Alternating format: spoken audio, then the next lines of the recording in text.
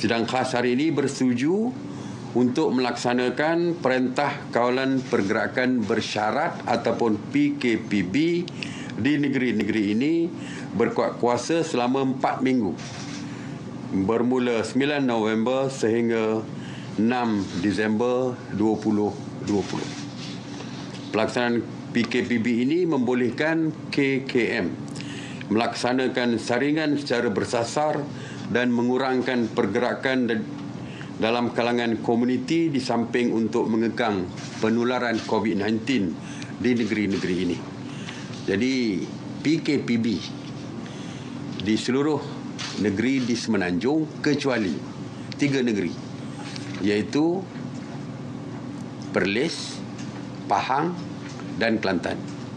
Negeri-negeri lain semuanya dikenakan Perintah Kawalan Pergerakan Bersyarat PKPB. SOP-nya samalah seperti yang telah saya umumkan di PKPB tempat lain, tapi untuk lebih jelas supaya mungkin ada yang terlupa, yang pertamanya adalah dari segi seperti saya kata tadi, kita nak mengurangkan pergerakan supaya tidak ada jangkitan keluar daripada kawasan negeri dan daerah-daerah yang berkaitan yang didapati sudah pun meningkat kesnya. Oleh itu pergerakan keluar masuk merentas daerah dan negeri tidak dibenarkan kecuali kes-kes kecemasan dan perlu mendapat kebenaran daripada PDRM. Jadi untuk mendapat kebenaran PDRM ini, saya ingatkan bahawa untuk mempermudahkan, dapatkan borang melalui FB, Facebook PDRM. Ada borang permohonan tersebut, boleh di print out dan pergi ke balai polis untuk mendapatkan tanda tangan ataupun cop saja. Jadi tak perlu beratur untuk dapatkan borang pun. Borang ada di dalam Facebook PDRM. Bagi pekerja yang perlu merentas daerah, mereka hanya perlu menunjukkan pas kerja dan surat kebenaran daripada majikan, sama ada merentas daerah ataupun merentas negeri. Mungkin daripada Kedah nak ke Penang sebagai contoh. Jadi just tunjukkan surat majikan ataupun pas kerja pun sudah mencukupi. Untuk keluar rumah seperti saya katakan, 2 orang saja dibenarkan untuk membeli barangan keperluan, bukan untuk shopping, bukan untuk pergi holiday dan sebagainya. Tidak, keluar rumah untuk memberi barang keperluan. Dan kalau boleh, jangan bawa mereka yang berisiko tinggi seperti kanak-kanak di bawah umur 12 tahun dan juga warga mas. Kalau boleh untuk keperluan saja keluar tu, untuk memberi suami isteri untuk keluar beli barang ataupun bapa ditemani anak dan sebagainya. Semua sekolah, institusi pengajian tinggi, institut latihan kemahiran, tadika, taska, pusat tahfiz adalah ditutup. Yang berkaitan dengan pendidikan ditutup. Aktiviti keagamaan di masjid dan surau seperti laungan azan, solat 5 waktu, solat Jumaat, semuanya akan ditentukan oleh pihak berkuasa agama negeri. Seperti saya katakan bahawa isu yang berkaitan dengan agama, berapa jumlah yang dibenarkan untuk berjemaah di dalam masjid untuk hari-hari biasa, sembahyang jemaah 5 waktu dan juga solat jemaat, ianya ditentukan oleh negeri. Kerana soal agama adalah soal di bawah kuasa negeri dan diletakkan di bawah kuasa Kebawah-Duli Yang Maha Mulia Sultan negeri masing-masing.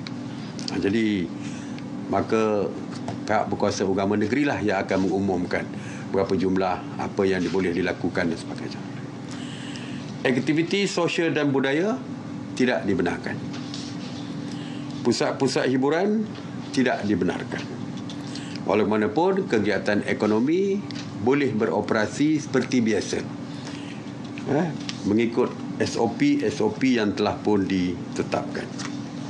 Restoran, kedai makan boleh ada makan di dalam restoran ataupun dine-in, tetapi dihadkan maksimum 4 orang saja untuk satu meja berdasarkan besar berdasarkan saiz meja.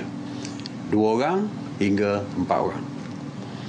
Walaupun kita menggalakkan supaya pembelian dilakukan secara berbungkus untuk dibawa pulang ataupun delivery ke rumah dan juga drive-thru ataupun pandu lalu. Pasar harian dibuka dari 6 pagi hingga 2 petang.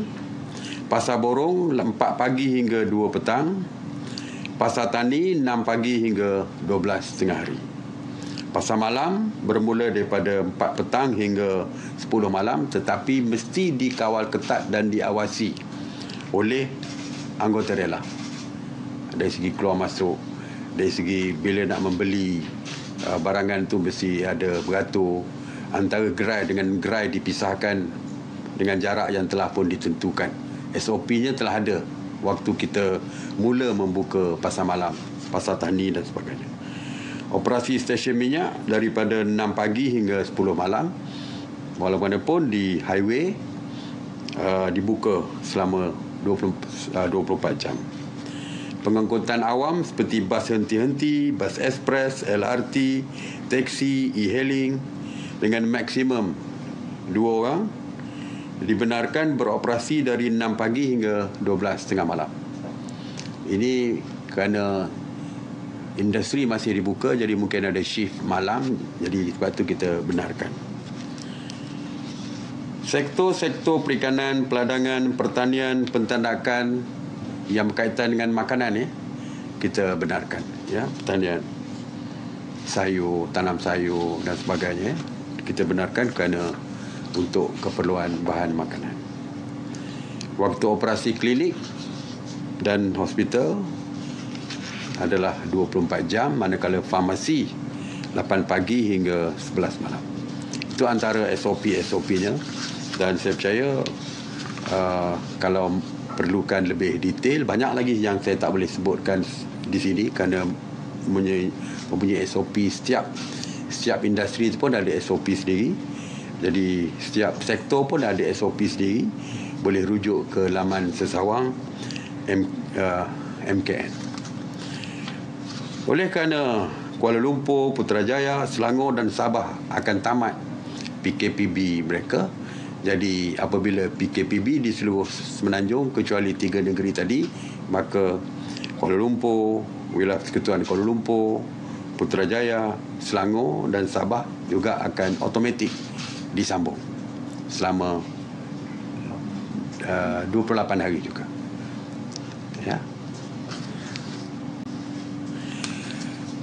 Di negeri Kelantan dan Perlis, Kelantan, Pahang dan Perlis tidak tertaluk kepada SOP PKPB kerana mereka masih lagi di bawah PKP pemulihan. Walau bagaimanapun, rentas negeri tidak dibenarkan daripada Pahang ke negeri-negeri lain ataupun daripada negeri lain ke Pahang dan juga Kelantan serta Perlis tadi. Sebagai contoh, Kedah sudah pun diisytiharkan sebagai PKPB. Jadi warga Kedah tidak boleh rentas negeri ke Perlis atau Perlis ke Kedah kecuali dengan kebenaran daripada polis. Walaupun Perlis itu hijau, kerana kita juga nak protect, nak lindungi Perlis daripada kemasukan warga daripada individu daripada Kedah yang diisytiharkan sebagai PKPB, takut membawa jangkitan. Begitu juga Pahang ke Terengganu ke Pahang ke Kuala Lumpur pun tidak dibenarkan rentas negeri.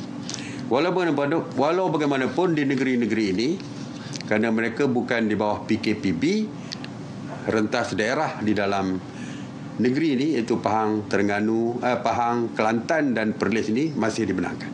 Rentas daerah di dalam negeri tiga-tiga tadi adalah dibenarkan.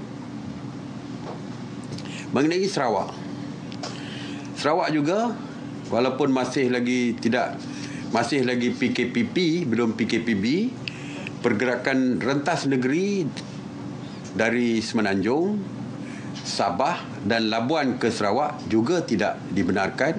Begitu juga keluar daripada Sarawak ke negeri-negeri tadi, ke Semenanjung, Labuan dan juga Sabah. kecuali dengan kebenaran PDRM. Semuanya atas kebenaran daripada PDRM.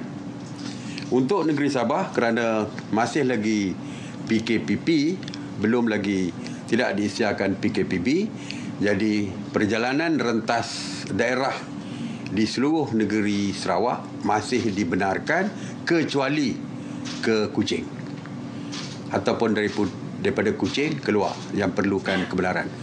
Kerana Kuching dari segi positif COVID-nya agak tinggi berbanding dengan tempat-tempat lain di Sarawak yang kebanyakannya masih hijau. Jadi itu sajalah yang saya nak sampaikan hari ini.